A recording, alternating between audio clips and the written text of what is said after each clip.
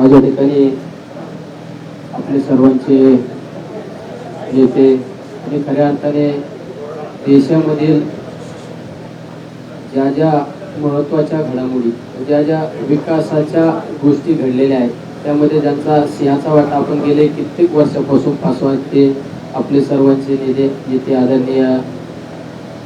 पवारसाहेब त्यांनी आता आपल्याला संबोधित केला असे आमचे नेते आदरणीय जयंत पाटील साहेब. संसदपटूने काम कसं करावं असं ज्यांनी लोकसभेमध्ये आपल्या राज्याचे प्रश्न मांडण्याचा नेहमी कळकळीने प्रयत्न केला जातो असे आमचे नेते आदरणीय खासदार अमोलजी कोल्हे साहेब. दुसरे आमचे नेते आदरणीय राष्ट्रवादी पक्षाचे आम्हाला नेहमी वडिलकीचं मार्गदर्शन करणारे आमचे दादा भाऊजी कळमकर, आमच्या जिल्ह्याचे राष्ट्रवादीचे जिल्हाध्यक्ष आणि नेहमी मला एकदम मुलासारखं मार्गदर्शन करणारे आदरणीय फाळके तात्या, आमचे दुसरे बंधू पण म्हणू शकतो आणि वडिलकीच्या नात्याने मला नेहमी थोडा दम सुद्धा देणारे आदरणीय प्रताप काका ढाकणे, आमचे सहकारी मित्र श्रीगोंदा तालुक्याचे माजी आमदार राहुल दादा जगताप, दुसरे आमचे सहकारी विधानसभेमध्ये आम्ही एकत्रित काम केलं आणि ज्यांनी ऊर्जा खात्याचा खऱ्या अर्थाने सर्वसामान्य शेतकऱ्यांना ज्यांच्या माध्यमातून फायदा झाला,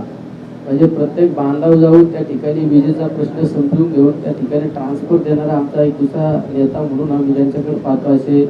प्राजक्तदादा तनपुरे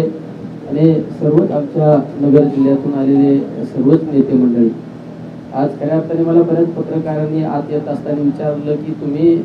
आज पवार साहेबांकडे प्रवेश करता का, आणि मी पवार साहेबांच्या विचारधारेबरोबरच मला माझी विधानसभेची निवडणूक आजही आठवते. 2019च्या विधानसभेच्या निवडणुकीचा माझ्या प्रचाराचा शुभारंभ दसऱ्याच्या दिवशी आदरणीय पवार साहेबांनी त्या ठिकाणी केला आणि लहानपणापासून पवार साहेबांचं नेतृत्व आणि पवार साहेबांच्या कामाचं त्या ठिकाणी नेहमी अभ्यास करणारा मी एक कार्यकर्ता. तुम्ही पाहिलं असेल कोविडच्या महामारीमध्ये भाऊ भावाला विसरले, मुलं आई वडिलांना विसरले, नवरा बायको एकमेकाला विसरले. त्या काळात मी ज्यावेळेस आदरणीय शरदचंद्रजी पवार आरोग्य मंदिर सुरू केलं आणि पवार साहेबांच्या नावाने ते आरोग्य मंदिर सुरू केल्यानंतर 31,000 लोकांना आपण उपचार देऊ शकलो.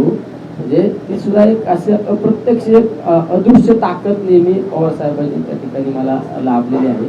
मला आज या ठिकाणी जयंत पाटील साहेबांनी सांगितलं की मी या ठिकाणी भेटायला आलो आणि सगळ्यात महत्त्वाचं भेटत असताना मला त्या कोविडच्या कालखंडामध्ये जे काम केलं, 22 मार्चला लॉकडाऊन झाल्यानंतर पहिली लाट आली, दुसरी लाट आली, त्या सगळ्या कालखंडामध्ये मी त्या कोविडशी संघर्ष करीत असताना मी किंवा आमचे सहकारी ज्या ज्या गोष्टी मला एकदम हृदयस्पर्शी झाल्या, म्हणजे त्या घटना मी विसरू शकत नाही माझ्या जीवनामध्ये, त्या घटना मी एका पुस्तकामध्ये लिहिलेल्या आहेत आणि त्या पुस्तकाचं नाव सुद्धा मी अनुभवलेला कोविड. ज्या आदरणीय शरदचंद्रजी पवार साहेबांच्या नावाने आरोग्य मंदिर सुरू केलं, त्या आरोग्य मंदिर मधल्या घटना असो किंवा लॉकडाऊनच्या घटना असो, त्या सगळ्या त्या ठिकाणी आपण एकदम सविस्तरपणे मांडण्याचा प्रयत्न केलेला आहे. ते सुद्धा प्रकाशन आदरणीय पवार साहेबांच्या नावाने झालं पाहिजे, ही भूमिका होती. त्यामुळे मी पवार साहेबांना सुद्धा विनंती केली की साहेब मला तुमच्या हाताने लोकार्पण सोहळा करायचा आहे. मी आदरणीय साहेबांच्या नावाने मागच्या